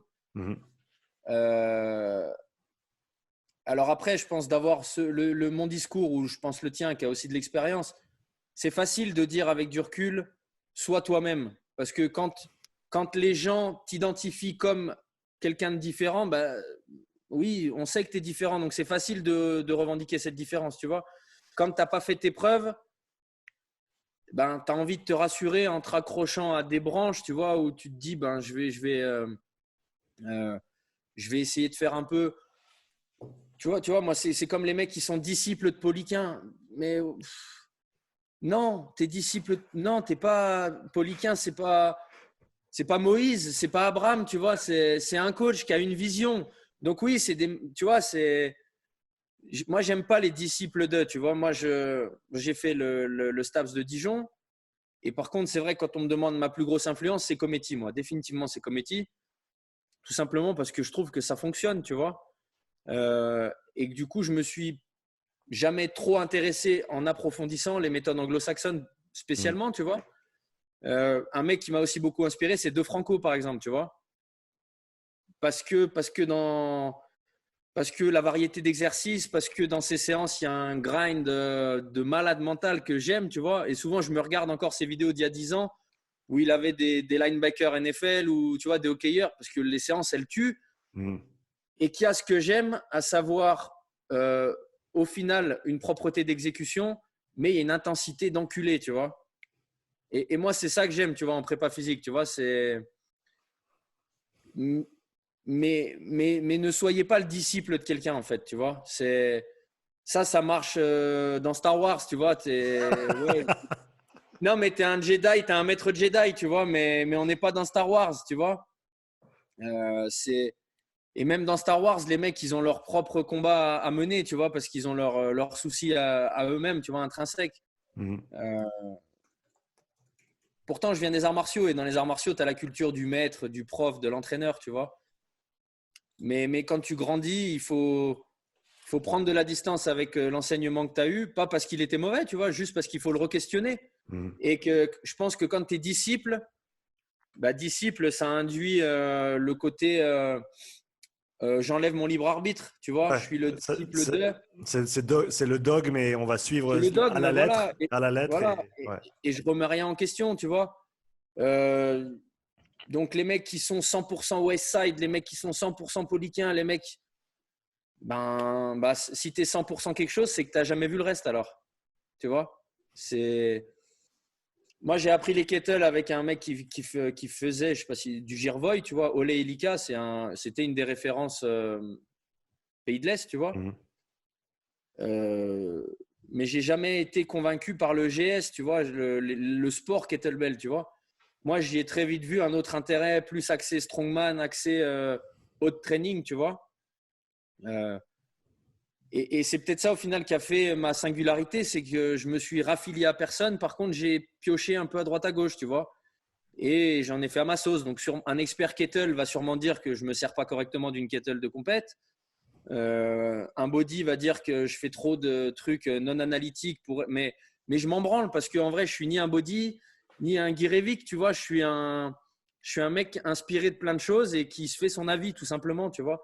Mhm. Et on est dans un job de constant learning, clairement, tu vois. T'as ton diplôme, c'est bien, mais vas-y, montre-moi ce que tu sais faire, dis-moi qui t'a entraîné, c'est ça, tu vois. Et alors, mais ça, c'est décourageant comme discours, je pense, si c'est un coach débutant qui nous regarde, tu vois, parce que qui t'a entraîné quand tu débutes, personne, normal. Qui t'a opéré quand tu viens d'avoir ton diplôme de chirurgien, personne. Euh, et il faut donner sa chance à tout le monde. Mhm. Mais moi, je préférerais donner sa chance à quelqu'un qui, j'ai l'impression qu'il a des idées et qui veut me montrer quelque chose que je connais pas, que quelqu'un qui va me montrer quelque chose que j'ai déjà vu 1000 fois et que je pourrais avoir la même chose de n'importe qui. Ouais, tu parles souvent d'être axé toi-même sur les idées plutôt que les méthodes. Est-ce que Mm. tu peux développer un petit peu ce fil de pensée? Je pense que ça va dans la lignée de ce dont on parle là. C'est vraiment aller un cran plus loin en termes de principes, en termes d'idées, en termes de concepts et de modèles, plutôt que juste de se cantonner à la méthode de ça, c'est bien, la méthode de ça, c'est pas bien, ça, je vais le faire, ça, je vais pas le faire. En fait, moi, déjà, j'arrive pas à faire des trucs qui me font pas kiffer, tu vois. Et alors, moi, à titre perso, les prog linéaires, ça me casse les couilles. Tu vois, ça me casse les couilles parce que le lundi, je fais un truc. Peut-être que si j'ai une prog linéaire, le mardi, je dois faire tel truc. Mais le mardi, j'ai pas envie. Le mardi, j'ai pas envie. Ou le mardi, j'ai pas l'énergie. Ou le mardi, même, j'ai envie de faire du piano et pas de muscu. Donc moi, je préfère la variété. Vraiment, je préfère la variété. Euh, et un des mecs dans le CrossFit, je sais pas si ça te parle, Rob Orlando. Bien sûr, ouais, ouais.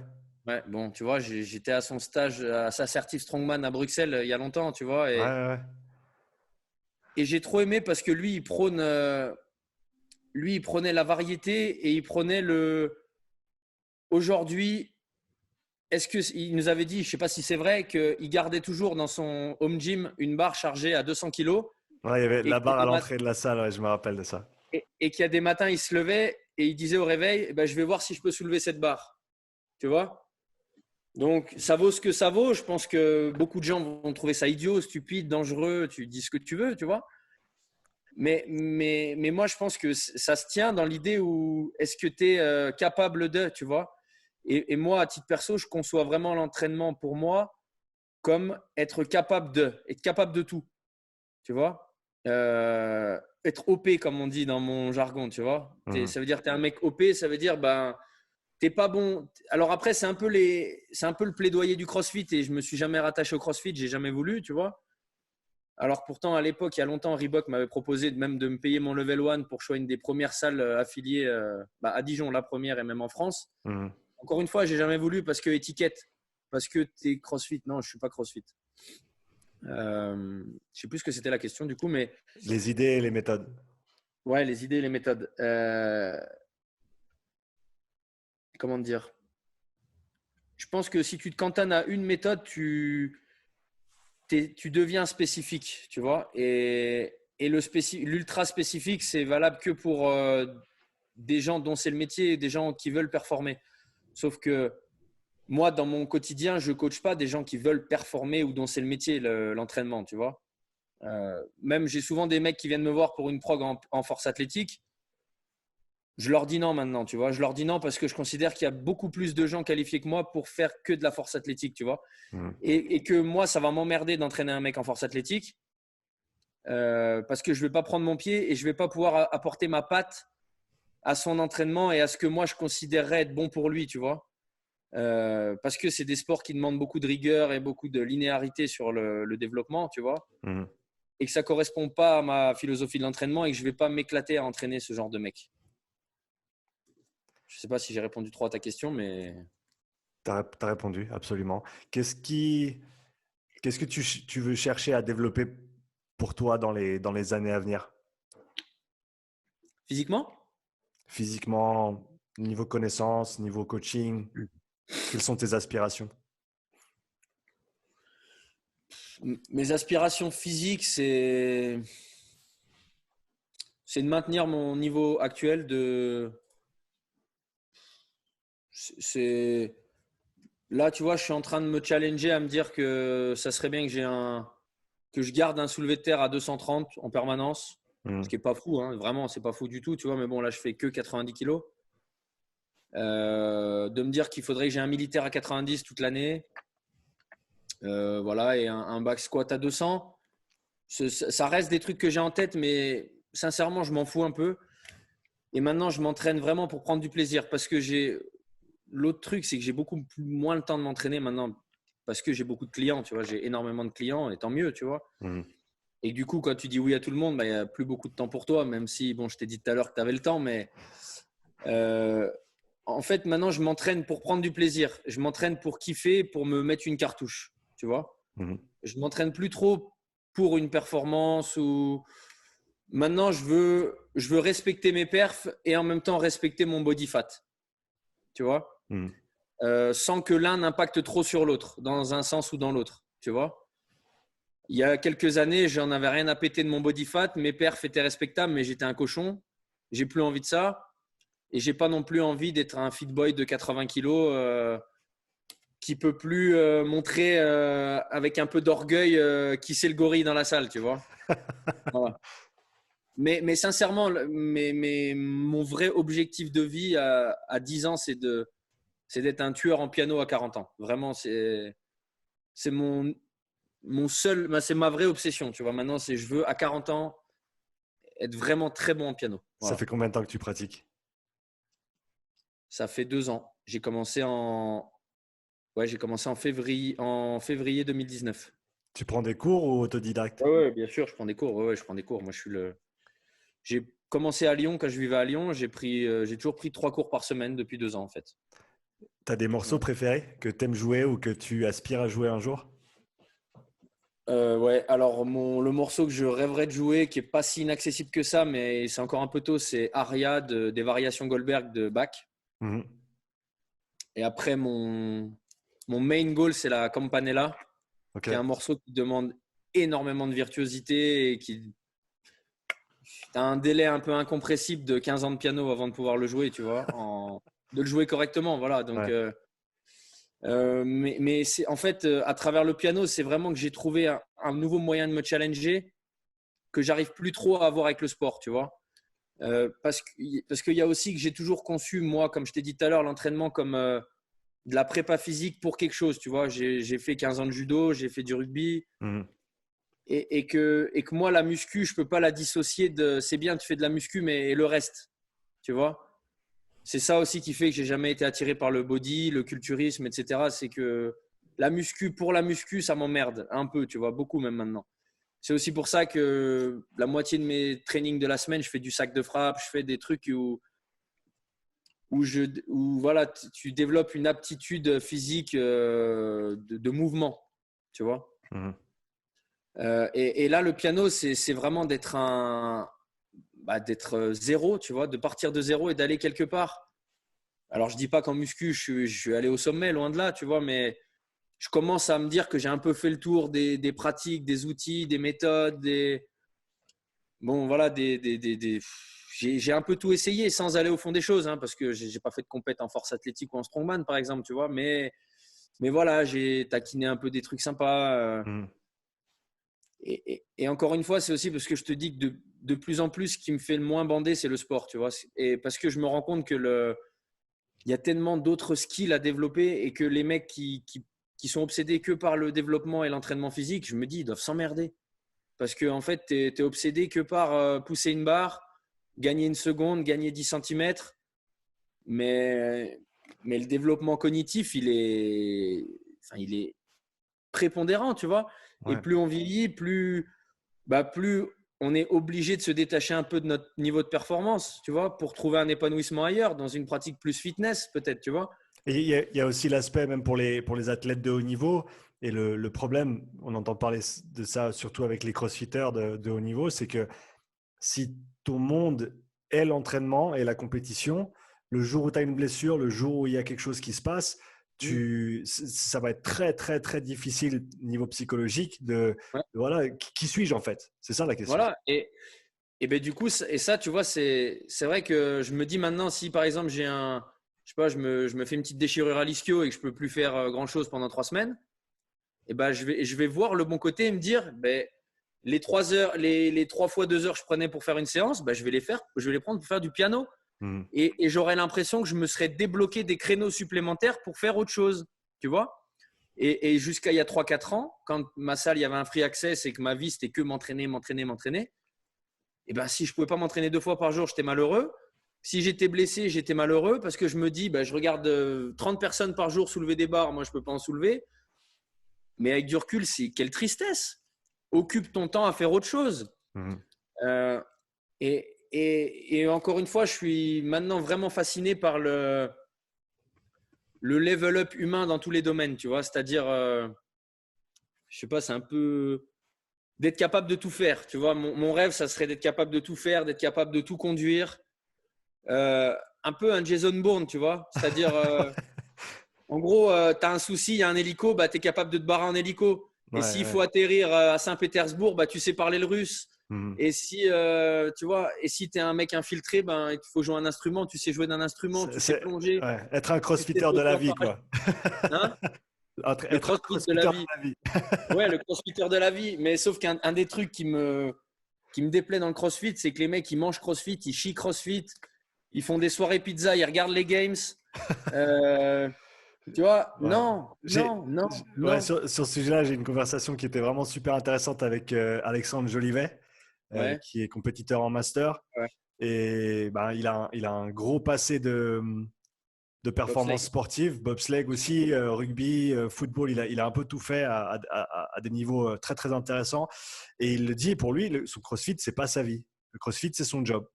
Il va au job le matin, il s'entraîne, il rentre le soir, il n'y a pas une médaille sur le mur. Il parle pas entraînement avec sa femme, il a une petite famille, il est content, il change ses habits, il n'est pas en training toute la journée parce que c'est une partie de sa vie et ça met du pain sur la table. Et oui, il adore ça, mais en même temps, son identité n'est pas 100% accrochée à cette pratique en fait.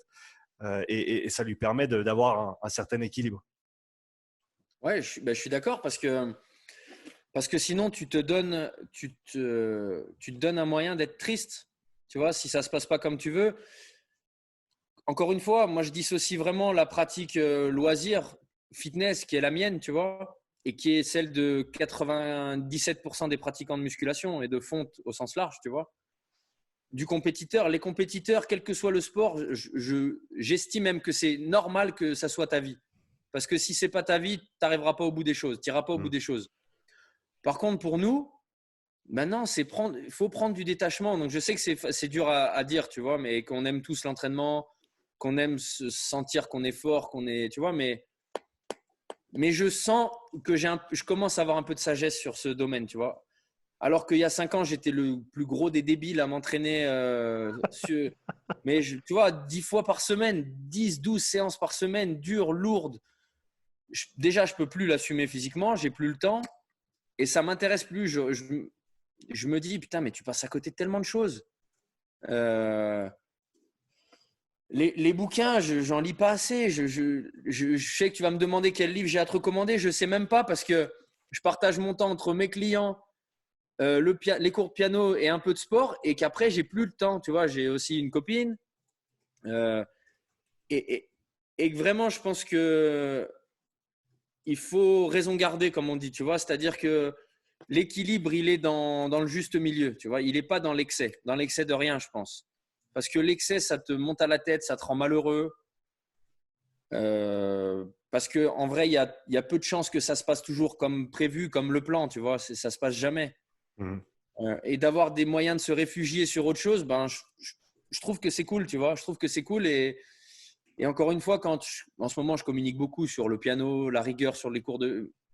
C'est pas pour montrer aux gens que je me suis mis à la musique et que voilà, je fais un truc de plus que vous. C'est parce que je voudrais vraiment que les gens ils perçoivent à quel point quand tu découvres un domaine, surtout la musique, au final, avec un nouvel alphabet, tu vois, on vit dans un monde et en fait, quand tu commences la musique, tu te rends compte qu'il y a un autre monde qui existe à côté du tien, tu vois, un monde qui se situe entre ton cerveau et la gestuelle que tu es capable ou pas de retranscrire en fonction de ce que tu as lu, tu vois, sur une partition. Et au final, j'ai plus de respect pour un pianiste virtuose que pour Klokov maintenant, tu vois. Euh, parce que je me rends compte à quel point c'est un labeur de malade mental, tu vois, Mmh. d'atteindre les niveaux des concertistes, tu vois. J'ai toujours autant de respect pour Klokov. C'est le seul mec qui lève des barres qui m'a toujours fait rêver et qui me fera toujours rêver, tu vois. Euh, mais voilà, autant il y a 5 ans, je rêvais d'avoir un squat à 300, autant maintenant, je rêve de jouer la Campanella, tu vois. Ouais, Et si pour jouer la Campanella, je dois avoir un squat à 120, j'aurai un squat à 120. Vraiment, tu vois. Voilà. j'adore. Vincent, je voulais terminer avec quelques questions courtes pour toi. Ouais. La première, ça va être si tu avais une baguette magique et que tu pouvais changer une chose dans le monde, plus précisément côté sport, performance, fitness, tu pouvais changer une chose d'un coup de baguette magique, qu'est-ce que tu changerais? Euh,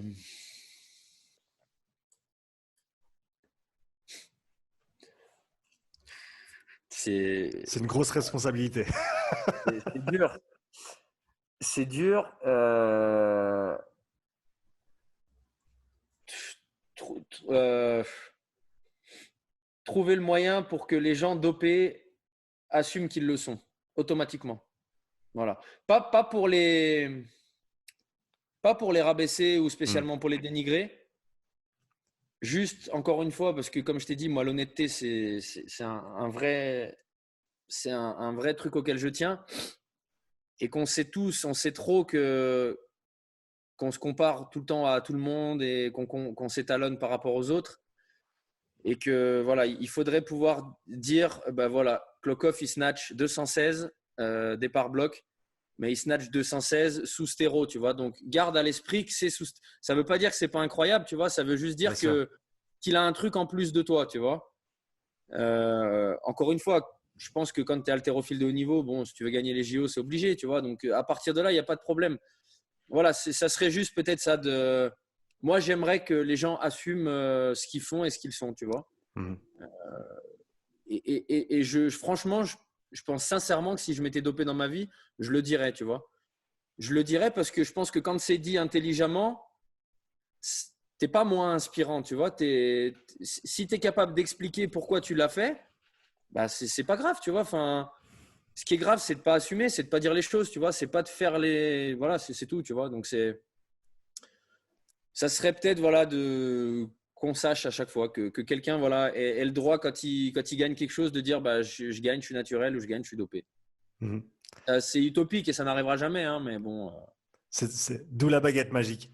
d'où la baguette magique, ouais. Dans le monde de l'entraînement, qu'est-ce qui te fascine à l'heure actuelle?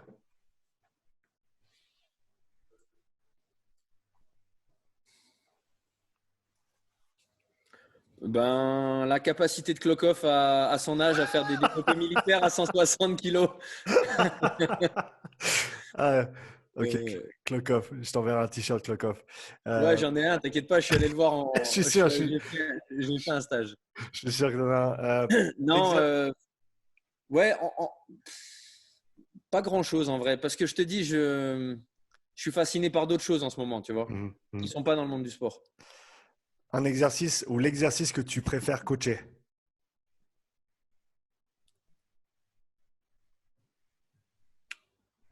Le rowing buste penché, quel que Euh, soit l'outil, halter, barre, peu importe, tu mhm, vois. mhm, Parce que à chaque fois, je trouve que c'est un des exercices les plus qui est à la fois très dur à faire comprendre aux gens, tu vois, parce que avoir déjà la conscience de son corps dans l'espace et de son placement, c'est compliqué pour un novice.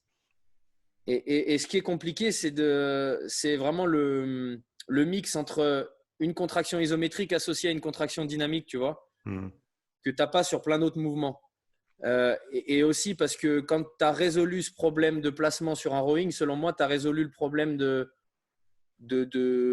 d'éventuelles lombalgies ou problèmes dans ta vie de tous les jours, tu vois, parce que tu es mhm, capable de placer ton bas du dos et de maintenir un certain positionnement et en même temps d'effectuer une autre tâche en parallèle, tu vois. mhm. Donc c'est vraiment un mouvement que j'adore et qui est complet, quoi, tu vois, Ouais, voilà. L'exercice que tu préfères entraîner, toi. Ben, jusqu'à l'année dernière, c'était le squat, définitivement les pauses de squat, parce que ça me challengeait grave, tu vois. Mhm, En ce moment, le deadlift, parce que je réapprends à faire du deadlift, parce que je l'ai tellement délaissé que la notion de levier si importante en soulevé de terre, je l'avais moi un peu perdu en termes de ressenti et que je recommence comme je t'ai dit tout à l'heure, à sentir le ah là c'était idéal le placement, tu vois. Là le mhm. lift était bon, tu vois. Voilà. Un coach que tout le monde devrait suivre.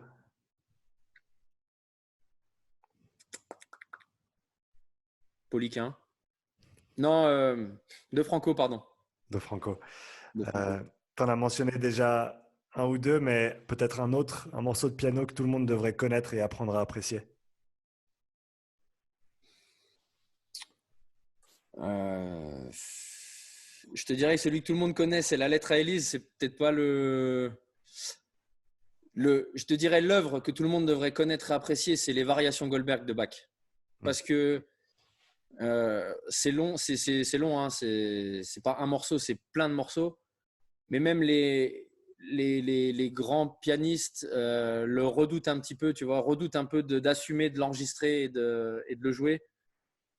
Parce que la différence, les différences de virtuosité au sein de l'œuvre sur les différents morceaux, elle est très complexe, tu vois. Mm. Et pour moi, Bach, c'est le plus grand compositeur aussi de musique classique.